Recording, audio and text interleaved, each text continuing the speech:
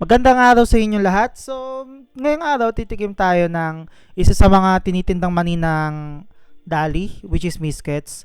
Pero kaya medyo mahabang intro na to dahil medyo nahirapan ako i-review to.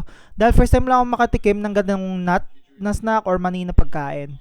Pero yung packaging, okay naman pero may kulang. Pero anyways, tingnan nyo kung anong reaction ko sa produkto na to.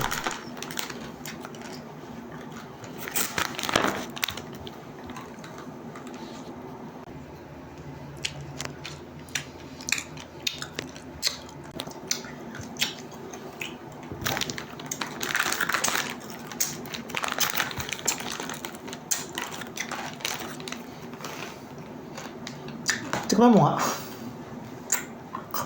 Hindi masarap. Ito yung tsura mo. Ha?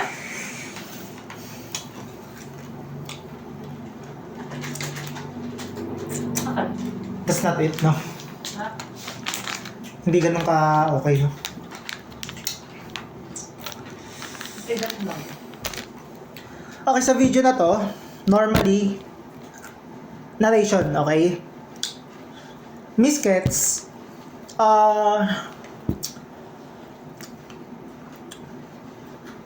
kung mahilig ka sa caramel na may, na may nuts, para sa'yo to.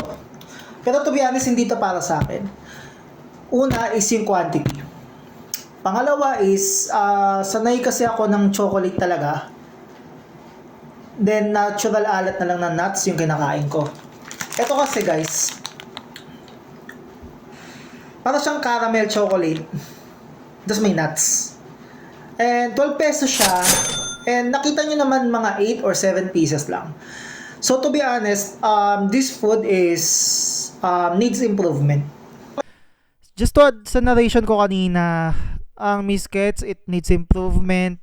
It needs improve on the quantity. Yung packaging, sana pwede siyang, alam mo yung may hawakan sa gitna. So please Dali, I'm not bashing your products. I'm just, telling it as a consumer to be honest. Thank you. Sa inyo, baka para sa inyo to. So yun lang guys. Pasahihin ng panlasa. Ako nga pala si Jesse. Bye.